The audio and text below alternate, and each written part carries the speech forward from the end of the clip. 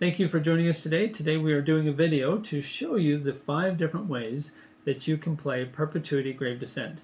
It is a science fiction worker placement board game that supports 1 to 5 players, plays in anywhere from 45 to 120 minutes, depending on the game mode that you choose, and is recommended for ages 10 and up due to complexity.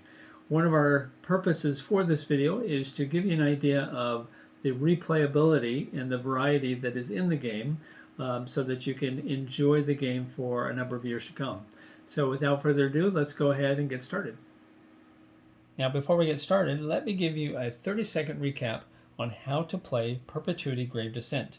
Players will use workers. Workers can be level 1, 2, and 3, and these workers can use work tiles around the system in order to do a variety of different things. This includes collecting resources, such as fuel in the nebula, or in the asteroid field, or food in the colonies, recovering artifacts on the abandoned planet, keeping systems in repair when Perpetuity does damage, such as repairing these tiles here, keeping the shield at full strength so that Perpetuity is unable to destroy and damage the space station, to build ships, to hire additional help and to train those workers to be more resilient and skillful, and of course negotiate with the aliens on the planet and perform missions in order to get them off the planet before the planets are destroyed. Now, players typically work together, but there's also a competitive mode that allows players to try to get the most points before the end of the game. In all versions of the game, Perpetuity is the antagonist and will make every effort to hinder your efforts. Now, Perpetuity is sometimes represented by a single deck of cards, and sometimes it is represented by AI cards or a dedicated player. The first way to play Perpetuity is to have Perpetuity represented by a single deck of cards known as the planet cards. The planet cards have each of the 4 planets, and each of those cards have each of the 4 protectors represented on the cards. These 16 cards, 1 card is drawn at the end of each round, and it pinpoints the protector that will be destroyed that round and removed from the planet. All that protector does is cause damage to one of the 4 periphery systems, which the players will then have to repair and keep up with in order to keep from getting overwhelmed by the damage. The difficulty level of this game is casual to moderate, but the difficulty can be increased by increasing the number of alien villages that need to be rescued. Now, the second way that Perpetuity can be played is to add in additional cards known as the force cards. The force cards come in 4 flavors: space, time, matter, and gravity, and correlate with the protectors that surround each planet. The planet deck is still used, and it still identifies the protector that will be removed from the planet.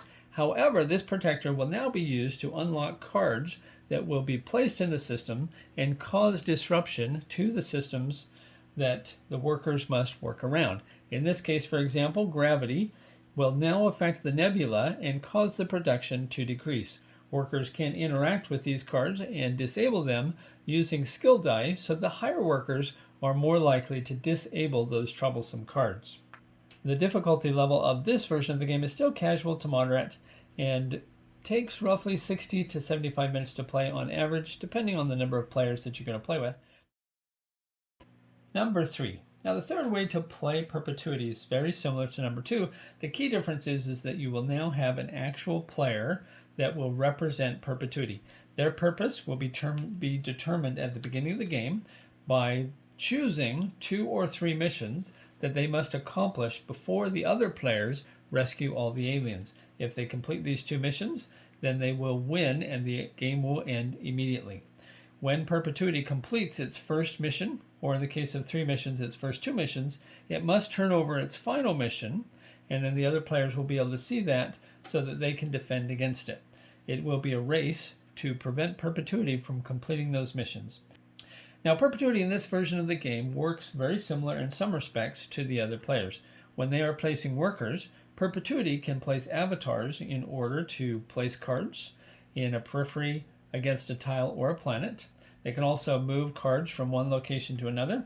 They can recover cards that have been disabled and put those back into their hand. They can unlock cards when protectors have been destroyed, or they can choose to cause damage with those protectors, such as striking the shield or damaging tiles around the system. So Perpetuity has a quite a few more choices as a human player than it did as just the AI cards. The game plays exactly the same, but the difficulty level does increase a little bit in that a dedicated player will of course be more adept at causing trouble around the system as it adapts its choices based on what the human players do. The game will typically take just a little bit longer depending on the number of players, so it plays anywhere from an hour to an hour and a half. Number 4. Now number 4 is called the immersive version because in this version of the game you'll notice that there are no aliens on the planets. You will need to use a worker to establish an outpost on the planet.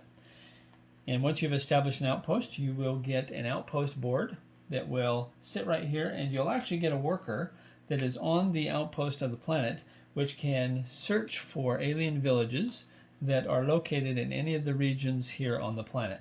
Once that worker explores and discovers alien villages, those will be represented by these alien meeples.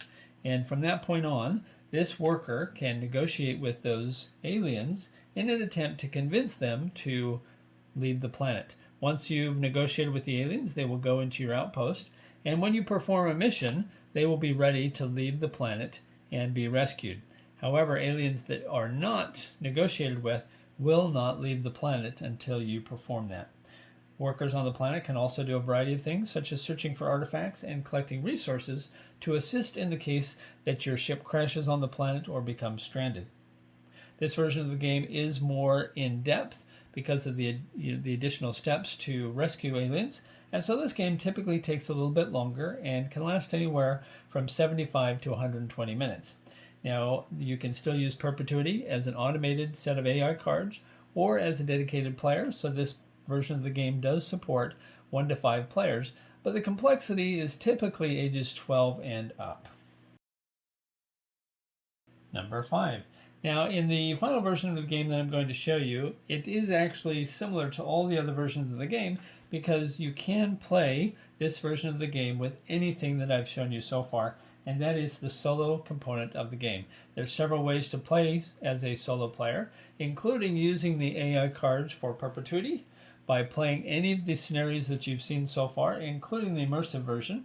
And the only thing that really changes for those versions is that the starting conditions for the player will vary a little bit in order to control the difficulty and to make the game possible for a single player. Typically, the solo player will start with a little bit more resources and more workers, but they can play any of the versions of the game. In addition to playing all the standard versions of the game as a solo player, the solo player can also choose to play the mission version. They do that by selecting 1 to 3 missions. The missions have both a win and a lose condition, and so the challenge for the solo player is to complete their missions without triggering any of the lose conditions. They win the game if they are able to do that. Now, those missions vary from a variety of different things, such as rescuing a kidnapped ambassador or rescuing a certain number of particular type of alien villages, recovering a certain number of artifacts, and a variety of other missions that can combine to give quite a unique experience for the solo player. Thank you for joining us for this video. We hope that was helpful and that answered some of your questions about Perpetuity, Grave Descent. If you have any questions, be sure to either comment below, send us a message, or be sure to check out our websites, which will provide a lot of the information, including the current rulebook. We hope you enjoyed that, and we will see you out there. Take care.